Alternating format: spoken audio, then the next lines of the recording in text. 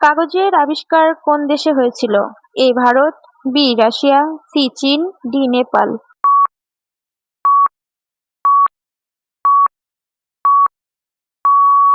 সঠিক উত্তর সি চীন।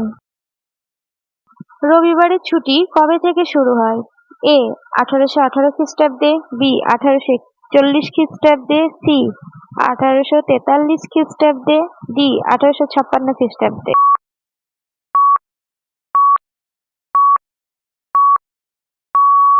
সঠিক উত্তর সি 1843 খ্রিস্টাব্দে। মহাভারত কে রচনা করেন?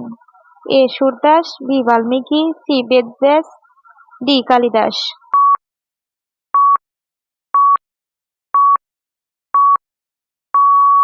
সঠিক উত্তর সি বেদব্যাস। ফলের রানী কাকে বলা হয়? এ আম, বি কমলা লেবু, সি লিচু, ডি মৌসুমী লেবু।